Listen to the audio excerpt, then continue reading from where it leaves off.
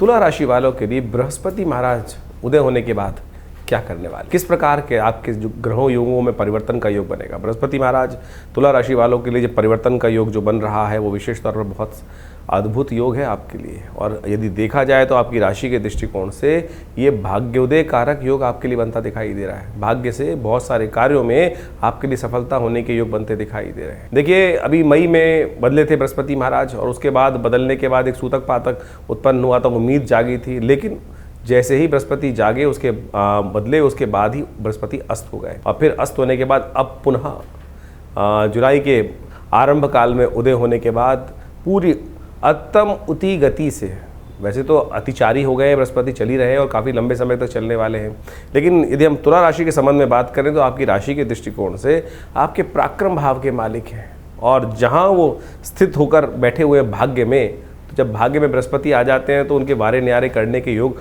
अद्भुत रूप से अपने आप बन जाते हैं। भाग्य फल में विकास होने के योग आपकी राशि के दृष्टिकोण से बनते दिखाई दे रहे हैं। ऐसे में कोशिश ये करें बृहस्पति के निमित्त अब भाग्य पे जोर आजमाने का सही समय आपके लिए बनता दिखाई दे रहा है। बृहस्पति आपकी राशि से जहाँ बैठे हुए हैं उदय भाव में आ गए, सूर्य से जो उनकी दूरी अब निर्धारित हो गई और 1 वर्ष तक अब उदय रहने वाले हैं।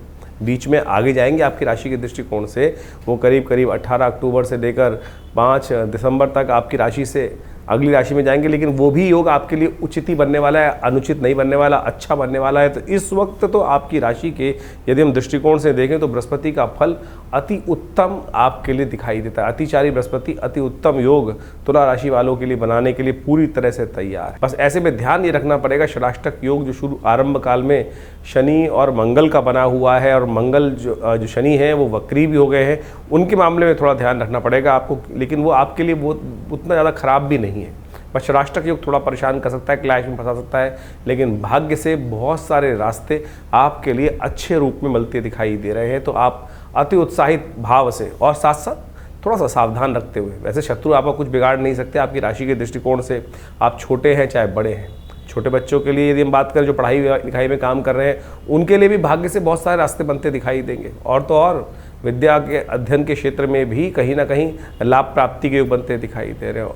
आपकी पर्सनालिटी के दृष्टिकोण से यदि हम देखा जाए तो सबसे बड़ी चीज़ ज़िंदगी में क्या होता है कि हमारा व्यक्तित्व, जो हम काम करते हैं आधा काम तो हमारा व्यक्तित्व ही करता है। बृहस्पति महाराज उदय होकर आपकी राशि के दृष्टिकोण से आपके व्यक्तित्व में भी 4 चांद लगाने के योग, पर्सनालिटी में भी 4 चांद लगाने के योग, बिना कुछ बोले भी आपकी पर्सनालिटी इस समय पूरी तरह से आपको लाभ देने के योग बना सकती है। और ऐसे में यदि आप थोड़े बहुत उपाय कर लें, बृहस्पति के लिए निमित्त थोड़ी अच्छे और उपाय कर लें जिससे बृहस्पति को और अच्छी ताकत मिल जाए,